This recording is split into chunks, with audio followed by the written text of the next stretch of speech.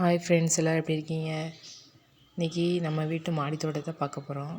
இது ஃபஸ்ட்டு மல்லிகைப்பூ செடி. இதுக்கப்புறம் எல்லாமே தொட்டியெல்லாம் ரெடி பண்ணி வச்சுருக்கேன். இந்த மாதிரி எல்லாத்துக்குமே விதை போடணும். இந்த தொட்டியில் வெண்டைக்காய் விதை போட்டு முளைச்சிருக்கு. இது எல்லாமே மல்லி இலை. இது பிரண்டை செடி. அந்த டப்பாவில் கத்திரிக்காய் விதை போட்டு முளைச்சிருக்கு. இது ஃபுல்லாகவே பொன்னாங்கண்ணி கீரை. இது வெண்டைக்காய் செடி தான். வெண்டைக்காய் செடி இப்போ தான் பூ எடுத்து பூக்கலன்னு பூ இப்போ தான் மொட்டு வச்சுருக்கு. இது மிளகாய் செடி சைடில் இருக்குது. இது செடி அவரைம்பாங்க. இந்த செடியிலே அவரைக்காய் வந்து காய்க்கும். இது காய்க்கச்சில அதுக்கப்புறம் காட்டினேன். இதை பாருங்கள், அதில் தெரியும் குட்டி குட்டி மொட்டாக வச்சுருக்கு பாருங்கள். நல்லா அழகாக இருக்குது. இந்த செடியிலே நிறைய பக்க கவர் மாதிரி வந்து அதில் நிறைய காய்கள் வந்து காய்க்கும். அடுத்து இப்போ என்ன பார்க்க போகிறோம்னா, இதில் வந்து மணத்தக்காளிம்பாங்க, அந்த செடி இருக்குது. சுண்டக்காய் செடி இருக்குது. இதெல்லாம் தனித்தனி பாட்டில் வந்து செப்ரேட் பண்ணி இது பண்ணணும். வெண்டைக்காய் விதை ஒன்று ஊனியிருந்து அது முளைச்சிருக்கு. இதுவும் அதே குத்தாவரை செடி தான். இதுவும் அதே மாதிரி மொட்டு வைக்க ஆரம்பிச்சிட்டு இந்த பூலேருந்து தான் இன்னும் காய்கள் வரும். இதுவும் அதே கொத்தவரை செடி தான். அதில் இந்த தண்டு மாதிரி மேலே போகுது பார்த்திங்களா, அதில் தான் பூ வரும். இது பொன்னாங்கண்ணி கீரை.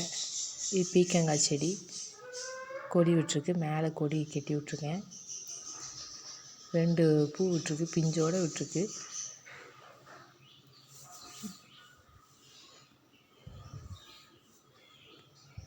இது 2 மிளகாய் செடி செப்பரேட்டாக எடுத்து நட்டி வச்சுருக்கேன். நல்லா வளர்ந்துருக்கு. இது கத்திரிக்காய் செடி. அந்த குட்டியாக அழகாக முளைச்சிருந்துச்சு. இப்போ நல்லா தளிர் விட்டுருக்கு. இதுவும் கத்திரிக்காய் செடி தான். இது ரோஸ் செடி. Red velvet. இது பதியம் போட்டு வச்சுருக்கேன். எக்ஸ்ட்ரா கன்று இருக்குன்னு சொல்லிட்டு பதியம் போட்டு வச்சுருக்கேன். இது 7 days ரோஸு. இந்த டப்பாவில் இருக்குது ஃபுல்லாகவே கத்திரிக்காய் நாற்று. வளர்ந்தோடனே எடுத்து நட்டணும். இது நம்ம பன்னீர் ரோஸ் சொல்லுவாங்களா, அந்த ரோஸு. எப்படி இருக்குதுன்னு சொல்லி கமெண்ட் பண்ணுங்கள் ஃப்ரெண்ட்ஸ். அடுத்து பார்க்கலாம். மறக்காமல் நம்ம சேனலை சப்ஸ்கிரைப் பண்ணிடுங்க. இது நம்ம கத்திரிக்காய் நாற்று எடுத்து ஃப்ரெண்ட்ஸ், தக்காளி நாற்று, கத்திரிக்காய் நாற்று சொல்லிட்டேன். க்ரோ பேக்கு 2 செடி நட்டியிருக்கோம். எப்படி வருதுன்னு பார்க்கலான்னு சொல்லிட்டு 2 செடி நட்டியிருக்கோம். மொத்தம் 4 பேக்கில் 8 செடி நட்டியிருந்தேன். ஆரம்பிச்சிட்டு அது தக்காளி. மீதி 2 பேக்கில் நட்டியிருந்தேன். 2 செடி இதாகிடுச்சு. அதனால் ஒரு செடி நிற்கட்டும்னு வச்சுருக்கேன்.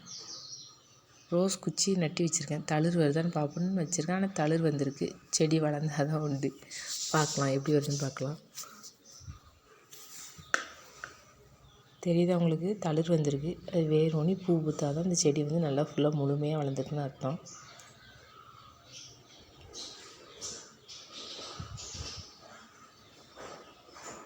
இது நம்ம பாவக்காய் செடி. பாவக்காய் பந்தல் போடுறதுக்காக இந்த பிவிசி பைப்பை நட்டி வச்சுருக்கேன். பந்தல் போட்டு அந்த வீடியோ உங்களுக்கு அனுப்புகிறேன்.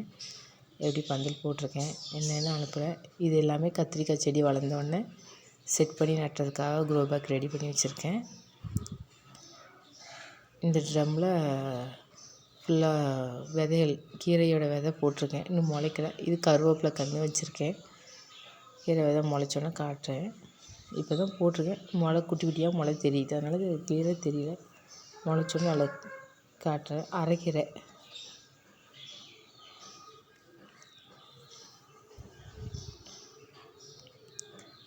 ரொம்ப குட்டி குட்டியாக முளைச்சிருக்கு. முளை இப்போ தான் வந்திருக்கு. வளர்ந்தோன்னே உங்களுக்கு கண்டிப்பாக காட்டுறேன். இன்னொரு வீடியோ எடுக்கச்சில கண்டிப்பாக உங்களுக்கு காட்டுறத. இப்போ அடுத்த செடி பார்க்கலாம். மறக்காமல் சப்ஸ்கிரைப் பண்ணிடுங்க. எப்படி இருக்குன்னு கமெண்ட் பண்ணுங்கள்.